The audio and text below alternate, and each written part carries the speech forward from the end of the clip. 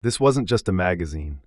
It was a storm system in print, erupting with betrayal, boiling with passion, raining blood, and crashing down on the comfortable illusions wrestling fans once clung to.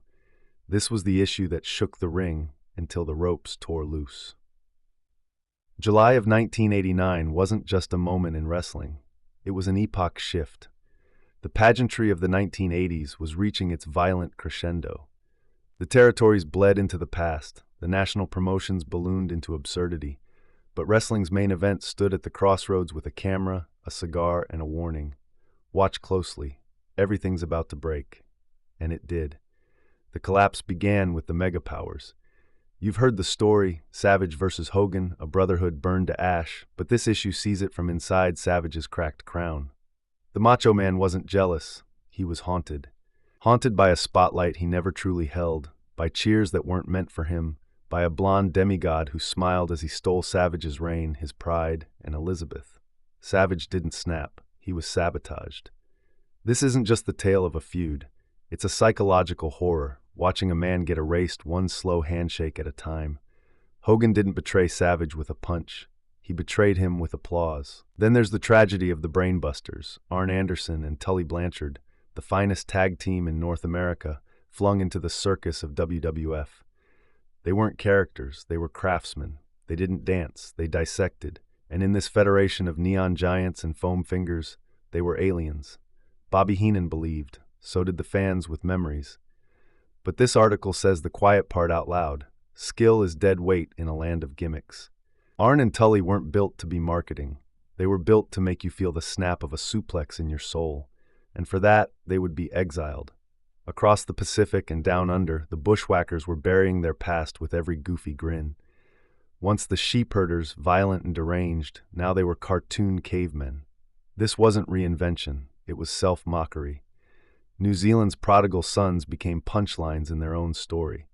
The magazine calls it what it is, a betrayal. Johnny Ace refused to speak of them. Their homeland disowned them, and yet in America they danced, lost souls with catchphrases. Then, the blood feud of Wahoo McDaniel and Manny Fernandez, mentor versus protege, warrior versus student. This wasn't a match, it was a funeral for trust. Wahoo, grizzled and sour, no longer cared about lineage. Manny, proud and wild, couldn't believe what his teacher had become. Their matches weren't about titles. They were rituals to settle something older than anger, something between family and revenge. Every chop echoed with broken history. Quietly in Georgia, a storm brewed, Brad Armstrong. No flash, no gimmicks, just perfect wrestling. His feud with Tommy Rich was more than heel versus face, it was integrity versus infamy. Rich bled cheap heat and arrogance. Armstrong bled craft. And while Rich won headlines, Armstrong won hearts. But history wouldn't remember Brad the way it should have. This article screams that fact like a last-ditch eulogy. This is the best wrestler not on your TV screen. And they were right. Brad would remain the secret handshake among real fans for the next 3 decades. Elsewhere, the territories clawed for relevance. Dusty Rhodes bought back Florida, Doug Furness ruled Tennessee, Tommy Rich haunted Georgia, Bam Bam Bigelow returned, ready to raise arenas.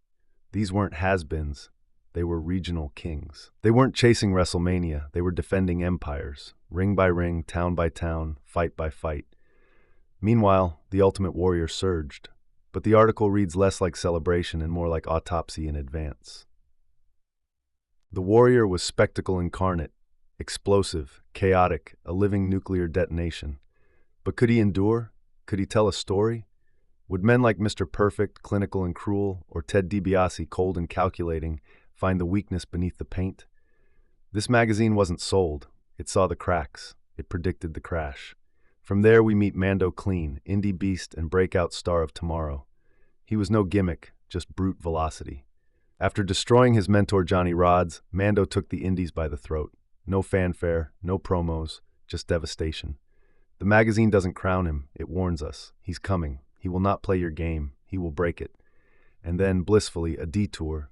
The Wrestling Fan Nationals, a riotous reminder that this sport belongs to the people. Homemade title belts, fans cutting promos, costumes, bloodless battle royals. It's weird, it's corny, it's beautiful. The article doesn't mock it, it exalts it, because without these fans, there's nothing. And then Ronnie Garvin, the final act, the final betrayal. It begins in Tennessee. A fake ankle injury, a sucker punch. Greg Gain flatlined. Garvin walks off with the TV title, smirking, unapologetic, but that was just a test run. In Puerto Rico, Garvin entered a tournament to crown a new WWC Universal Champion. He fought clean. Fans cheered.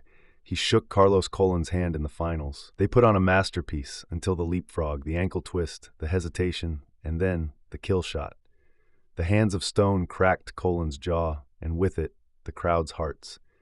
Out walked Chicky Starr, ushering Garvin into the heel locker room like Lucifer opening a door to hell. Fans rioted, trash rained down. Ronnie Garvin didn't just cheat, he broke belief itself. He left with the WWC belt, the most reviled man in two hemispheres. Not because he cheated, but because he acted like he never would. He weaponized trust, and once it was gone, there was nothing left but hate. By the last page, wrestling's main event isn't a recap, it's a requiem for morality in the squared circle. It doesn't ask if wrestling is real, it tells you the pain is, the love is, the betrayal absolutely real. And if this issue didn't scar you in all the best ways, then maybe wrestling never meant enough to you in the first place.